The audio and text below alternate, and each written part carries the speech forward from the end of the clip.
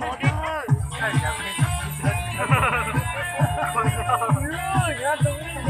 chào đi. Hai chào.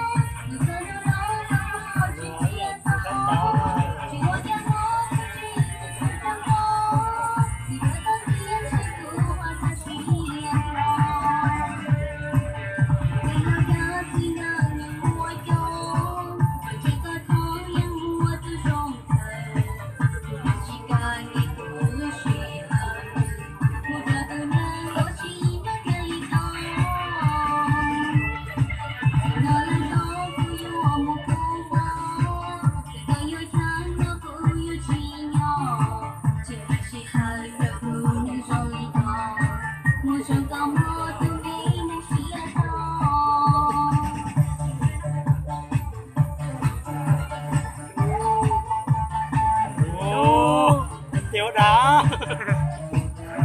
Tiểu đá. Tiểu đá.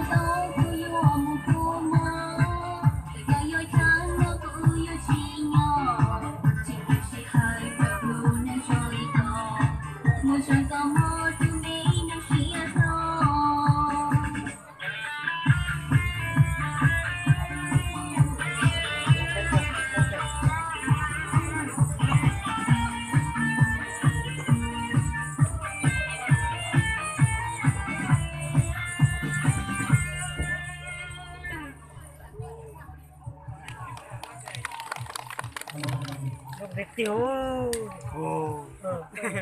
tập bộ đua. Tiểu chào chào hiện tại là tâm gia nhớ là lúc nào phải là mũi ăn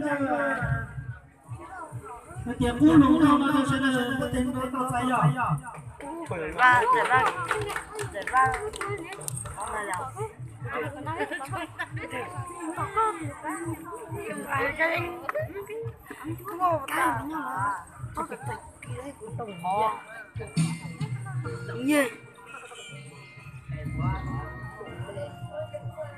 ví dụ với chồng thì phải biết trang sử dụng cuốn cuối là tôi nhai nhỏ nếu mà có trong cuốn thì sẽ được không lâu không dân thì không sử dụng là với chồng thì cái biết trang đây sẽ đời nó chỉ đúng thôi có chẳng sao Không tổng anh ta. Sao tổng có thể có được nói thế đây là gì đó mà chính của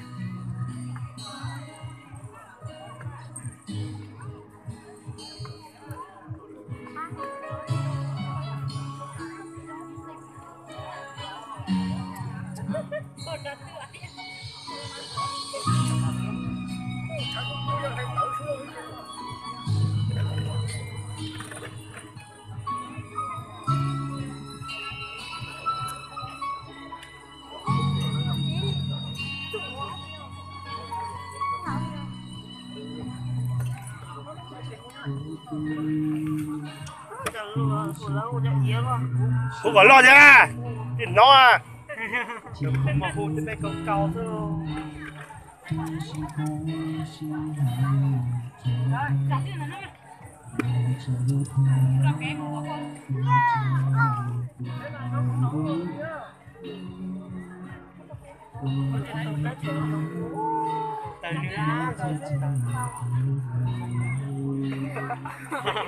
Đây à? Ô, này là chỉ tao vậy các bạn nhỉ? À.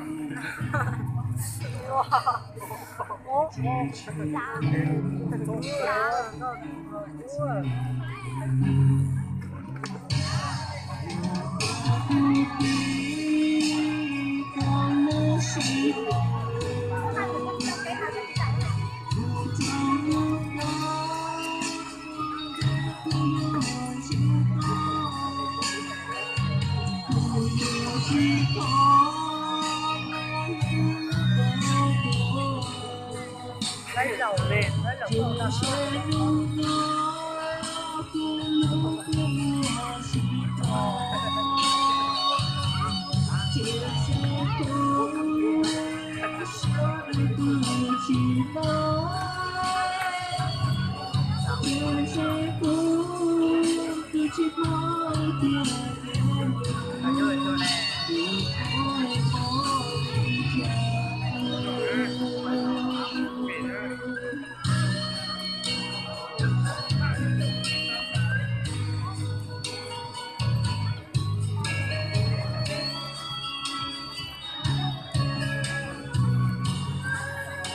Để của nó thế làm như chỉ là để cái này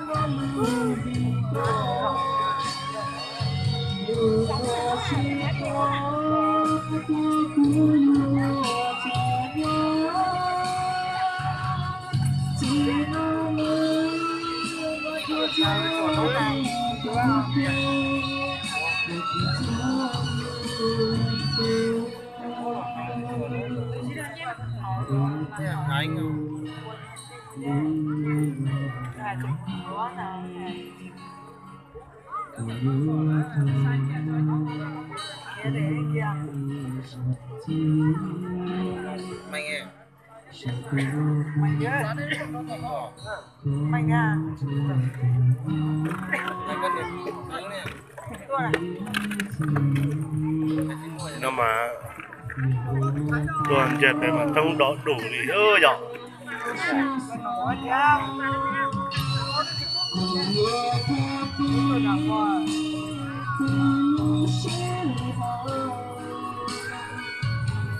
Chỉ có chấm bóng của mắt luôn này. Nó biết gì nó biết rồi á. Giờ nó biết gì rồi. Tỏ như này. Nó biết đó. Nó chỉ quá mà.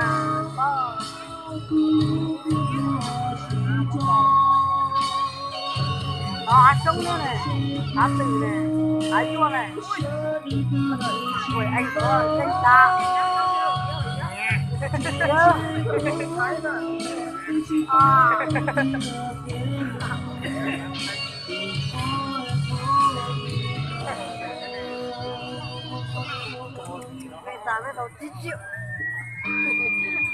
Đi ra đây coi nhở.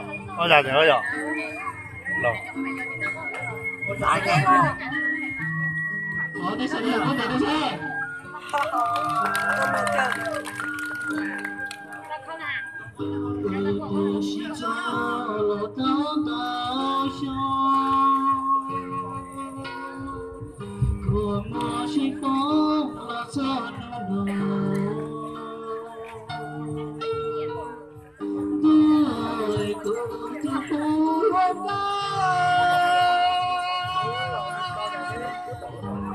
chỉ cho là em có qua tu sha vừa cho những nó chuyện cho cơ gió cơn gió mưa tuổi cô chế sự gió tuổi ba cô chế một gió hậu cơ sợ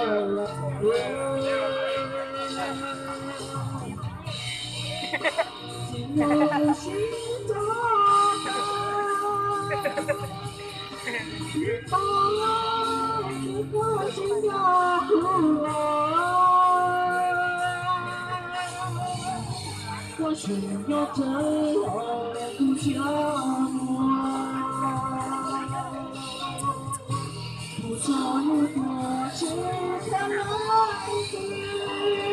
ra số đó lúc đi liệu qua mà nữa giả đi là nữa tại đòn đấy quay đòn đấy quay tàu đấy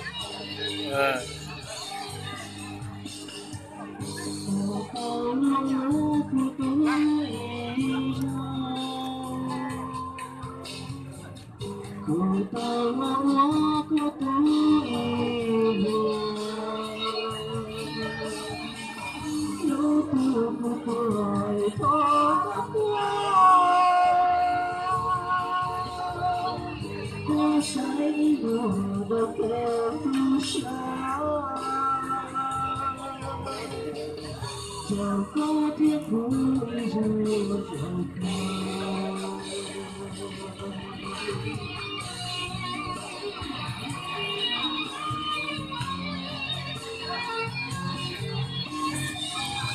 rồi nhiều nhớ tết phong là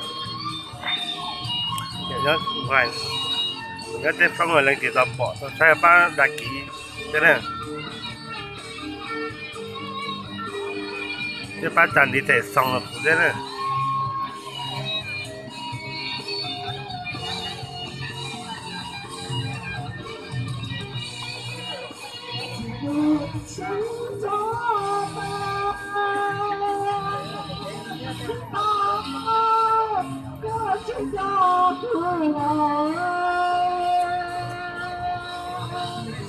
có chuyện nó tới họ cũng chẳng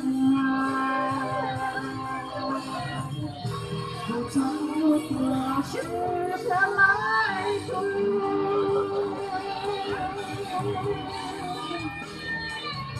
thằng nào sẽ được có tiền đó thế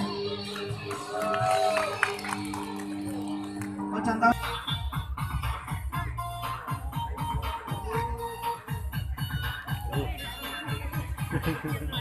ya lo sabes qué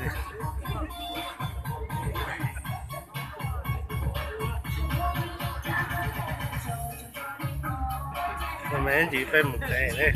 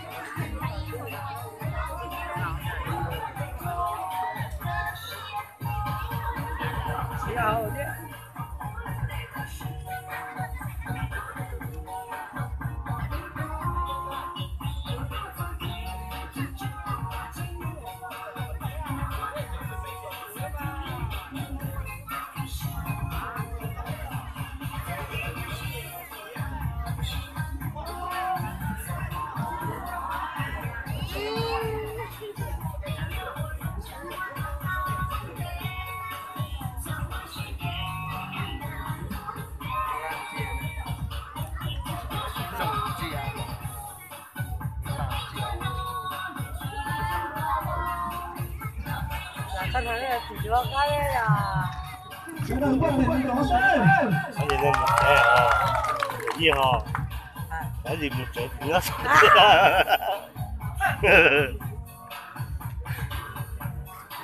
chỉ là một chặng có cái ní chết được rồi là thì thấy nó chỉ cái gì nhìn nên một cái tạ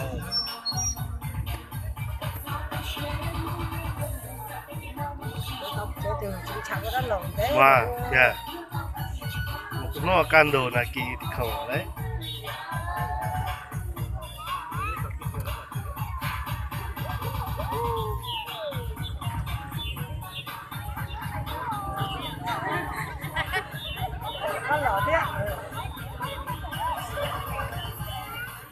Chà. Là con nhà nó như vậy đó.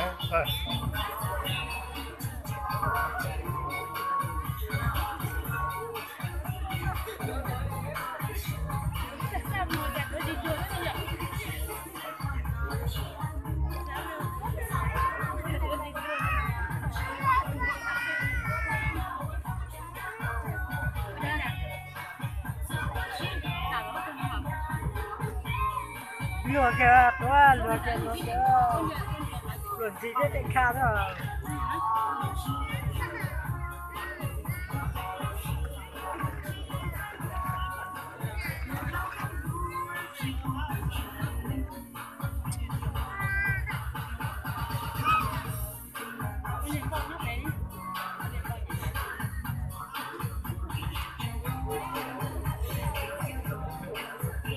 Nó lở đấy ạ.